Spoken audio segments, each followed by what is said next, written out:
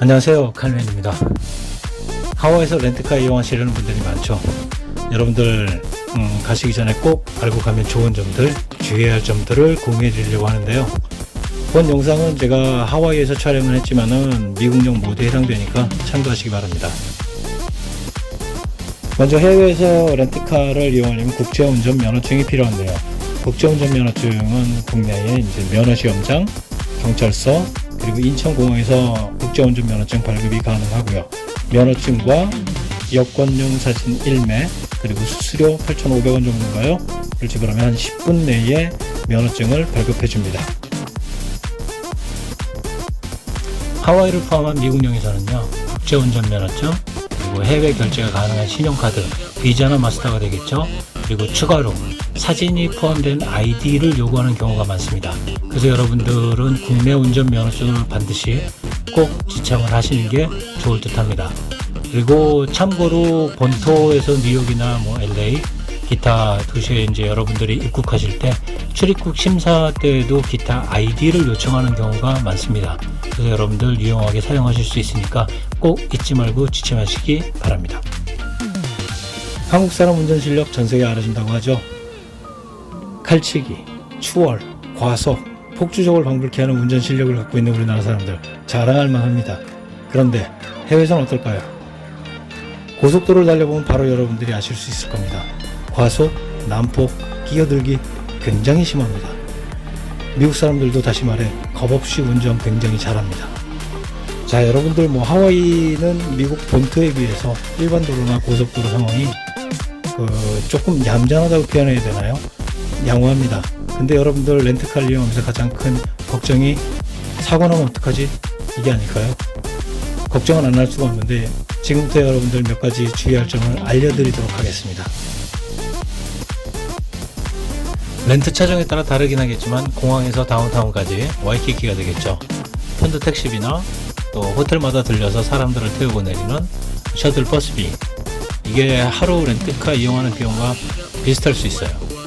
그래서 교통비를 절약하고 돌아올 때는 또 쇼핑을 많이 해서 짐도 많아질 것을 감안해서 공항에서 차를 픽업해서 호텔까지 갔다가 다시 귀국할 때 호텔에서 공항까지 와서 렌트카를 리턴하는 이러한 여정으로 스케줄링을 여러분들 많이 하실 거예요. 그리고 편리하고 경제적이라고 생각하실 겁니다.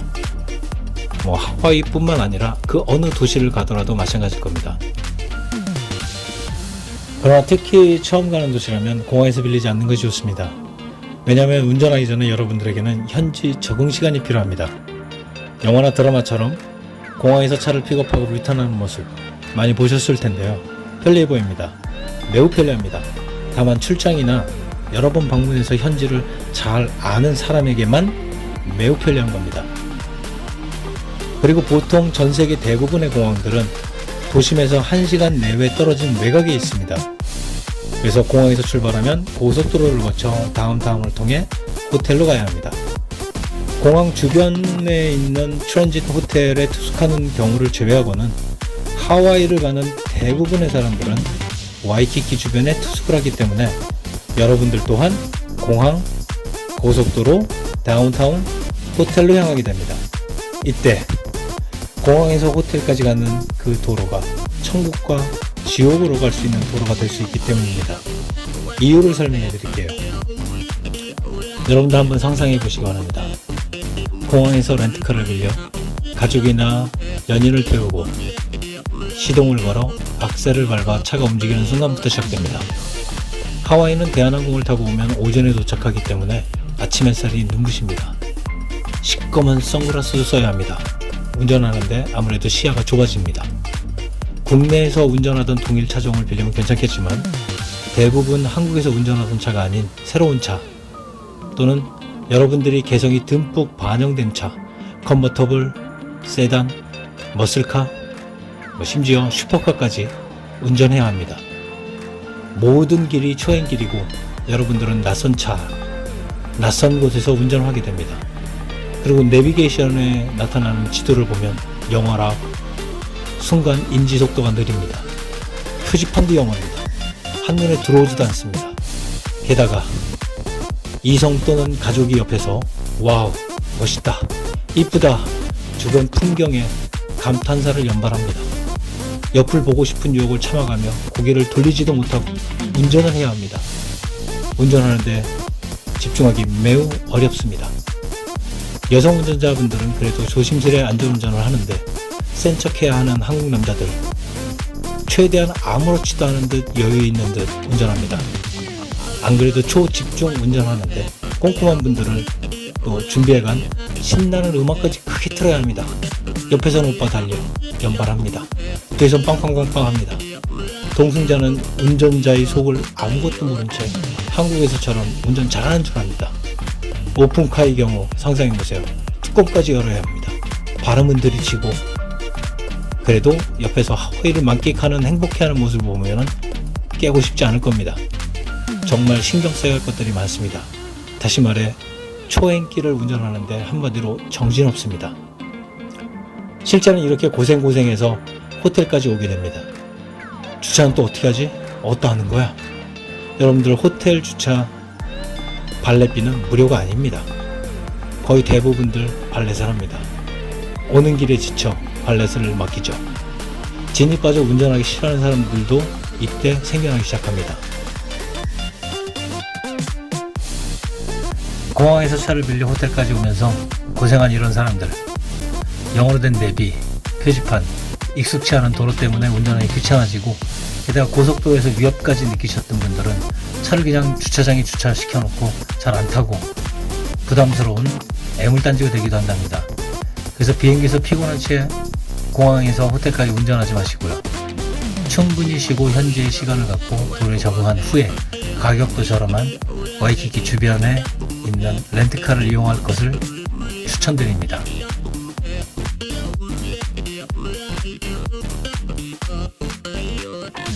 보통 출국하기 전에 예약들 많이 하시는데요. 일반적으로 렌트카는 픽업하는 곳과 리턴하는 곳을 지정할 수 있죠. 두 가지로 구분을 할 수 있는데요. 동일한 장소에서 픽업을 하고 리턴하는 경우와 다른 지역이나 다른 장소에 리턴하는 경우, 이렇게 두 가지로 구분을 할 수 있는데요. 예를 들어 여러분이 공항에서 빌려서 공항에 리턴하는 방법, 또는 호텔에서 빌려서 호텔에 리턴하는 경우, 이런 경우에는 직원이 직접 차를 몰고 오고 가져가죠. 그리고 다른 곳에 리턴하는 방법으로 공항에서 픽업해서 여러분들이 도심 호텔이나 또는 타 지역에서 리턴하는 방법, 그럴 때도 추가 비용이 발생됩니다. 다시 말해 여러분들이 빌리는 픽업하는 곳이 베이스가 된다고 생각하시면 됩니다. 공항에서 꼭 빌리지 않으셔도 괜찮습니다. 그리고 렌트카를 이용할 때 픽업 장소와 리턴 장소가 다르면 가격이 비싸진다는 점 잊지 마시고요. 공항에 있는 모든 렌트카는요, 공항에 비싼 주차비를 물고 대기시켜 놓고 있기 때문에 업체들은 어떻게 하든 이 주차비를 남겨갈 겁니다. 공항에서 빌리면 당연히 그래서 비쌀 수밖에 없습니다. 여러분들이 청구서를 보시면 예약할 때 그 예상 비용과 청구 금액이 매우 차이가 있는 것을 알게 되실 겁니다. 그 청구서 내에는 보험료, 또 각종 세금, 주말 사용료, 추가 요금 등 이런 명분을 끼워 넣어서 그런 겁니다. 게다가 여러분들이 예약을 하고 갔어도 예약한 차를 인도받지 못하는 경우가 많은데요. 여러분들 예약 당시에 우측에 있는 아래 등 살펴보시면 시밀러, 유사 차종을 빌려주겠다, 이런 명분으로 여러분들을 어떻게 보면은 호객 행위, 허위 매물을 올려놓는 거라고 저는 생각이 드는데요. 뭐 일반적으로 누군가 타고 있다가 차를 연장을 해서 그 차가 여러분들이 빌리는 그날에 여러분들한테 오지 못하는 경우도 있겠지만은, 대부분들 제 경험으로 봤을 때는 호객 허위 매물 같기도 합니다. 그래서 이거를 잘 지켜주는 렌트카들이 조금 신뢰도가 높은 렌트카 회사일 텐데요. 우선 여러분들을 찾아오게 만들고 난 후에 보유하고 있는, 아니면 놀고 있는 이런 차들을 빌리도록 여러분들을 유도하게 될 겁니다. 그래서 여러분들은 어쩔 수 없이 차를 빌리게 되는 그런 경우가 많은데요. 그래서 여러분들이 예약하실 때 차종을 저의 경우에는 몇 대를 생각해 두고 갑니다. 그래서 첫 번째 제가 선호하는 차가 없을 경우에는 두 번째 차, 심지어는 세 번째 차까지. 그래서 여러분들이 보통 한국 내에서 운전을 해봤던 차, 가급적이면 그런 차들을 빌리는 것이 좋습니다. 그래서 여러분들이 가시기 전에 몇 대를 생각해 두시고 가는 게 좋을 듯 합니다.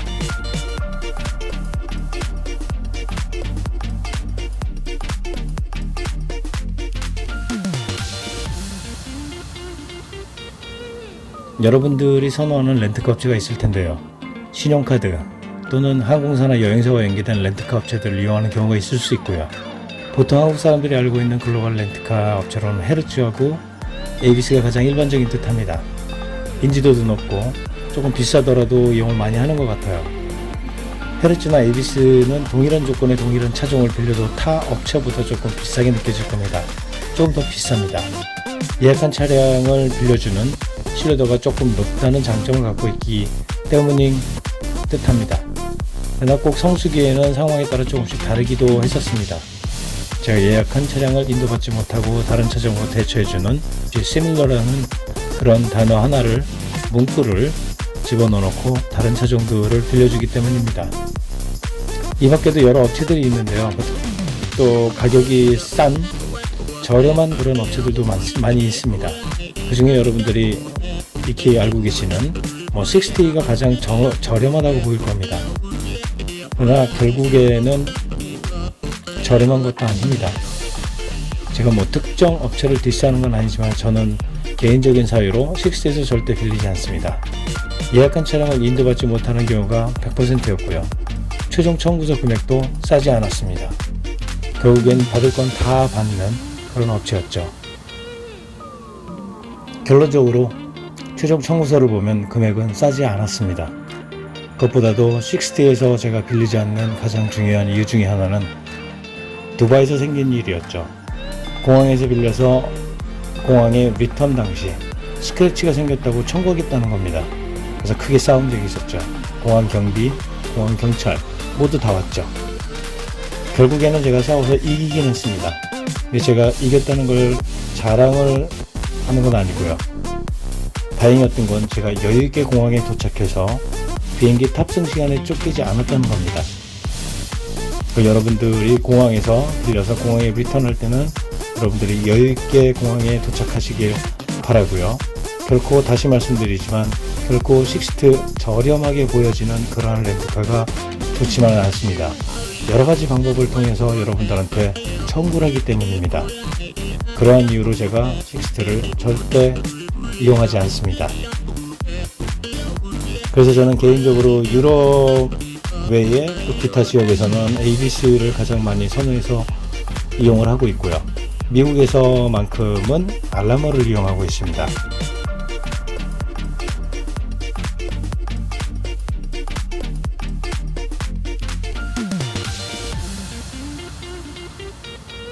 렌트카를 선택할 때 여러분들은 어떤 기준을 선택하시는지요?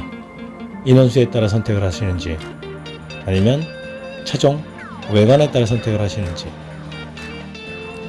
선택에 따라 달라지겠지만요. 여러분도 다 아시겠지만은 독일 3사의 차량은 어느 나라에서 차를 빌리든 비쌉니다. 도요타, 닛산, 현대, 기아, 한국이나 일본 브랜드가 저렴한 거 여러분도 잘 아실 겁니다. 미국령을 포함한 하와이에서는요, 미국 브랜드 차가 결코 비싸지 않습니다. 기름값도 쌉니다. 하와이에서 아마 여러분들이 보시면 가장 눈에 많이 뜨이는 차 중에 하나가 머스탱, 카메로, 비틀, 미니, 컨버터블일 겁니다. 여러분들도 이런 차종들을 한 번쯤 빌려서 타보실 것을 권유드립니다. 특히 도착하고 여러분들이 하루쯤은 현지에 적응한 후에 와이키키 주변에 있는 많은 렌트카 업체들이 있습니다. 공항에서 빌리지 않고 와이키키 주변 내에서 빌리실 것을 권유드립니다. 왜냐하면 이유를 설명드릴게요. 첫 번째, 공항은 여러분도 아시겠지만 물가가 비쌉니다. 고정 유동인구 확보되어 있어서 공항은 하와이뿐만 아니라 그 어느 나라 도시에도 가장 비쌉니다. 그래서 공항에서 빌리지 않으셔도 됩니다. 두 번째는요, 대한항공의 경우입니다. 탑승 하기 게이트부터 출입국 심사대까지 동선이 굉장히 멉니다. 하와이에 도착할 때는요, 도착했다는 설레임 때문에 렌트카를 픽업할 때까지 잘 못 느낍니다. 동선이 먼지 가까운지. 렌트카를 리턴한 후에는 탑승구까지 굉장히 멀다는 것을 인지하게 되실 겁니다. 하와이뿐만 아니라 전 세계 어느 도시든 마찬가지입니다. 주차장이 가장 멀리 있습니다. 특히 렌트카 주차장은 더 멉니다. 이게 이처럼 여러분들이 더 멀다고 느껴지는 이유는요, 여러분들이 렌트카에서 모든 짐들을 내리고 그 모든 짐들을 끌고 들고 이동하기 때문에 더 멀게 느껴지실 겁니다. 그래서 결코 편한 것은 아닙니다. 하와이 공항은요, 출입국 심사대를 통과하고 면세점을 지난 미국 항공사들 유나이티드, 아메리칸, 델타, 하와이안, 거기에 이제 재팬 에어라인까지 탑승 게이트가 가까운 데 반해서 대한항공은 가장 멀리 맨 끝에 있습니다. 동선이 굉장히 길다는 점 참고하시기 바랍니다. 이처럼 여러분들이 렌트카를 공항에서 이용할 시에 동선이 멀다는 거 잊지 마시고요. 세 번째는요, 대중교통을 타고 여러분들이 공항에 도착을 하게 되면 출국장 바로 앞에 세워준다는 겁니다. 짐도 내려줍니다. 렌트카를 이용해서 여러분들이 차를 리턴한 후에 여러분들이 모든 짐을 들고 끌고 밀고 당기면서 여러분들이 검색대, 심사대, 그리고 면세점을 통과해서 탑승 게이트까지 이동해야 하는 동선을 생각하시면은 그다지 편리하지도 않습니다. 그래서 여러분들 대중교통을 이용하실 것을 권유드리고요. 공항에서 렌트카를 꼭 빌리지 않으셔도 됩니다.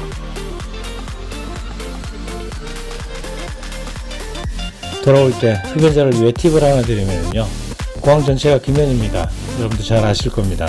그래서 외부에서 담배를 미리 태우고 들어가시는 분들도 많을 텐데요, 면세점을 지나 스타벅스가 보입니다. 스타벅스가 보이면 스타벅스의 오른쪽을 끼고 돌면 왼쪽으로 내려가는 계단이 보입니다. 대한항공을 비롯한 여러 항공사들의 라운지가 있는 곳입니다. 거기 가시면은 여러분들이 여러 흔적들을 발견하실 수 있을 겁니다. 직원들 또한 흡연자들이 거기서 담배 태우는 모습을 목격하기도 했습니다. 저 또한 애용하는 곳이기도 하고요. 참고하시고요. 지금까지는 여러분들 제 경험을 통한 하와이에서 렌트카를 이용할 때 꼭 공항에서 빌리지 않아도 된다는 것 여러분들 참고하시기 바랍니다.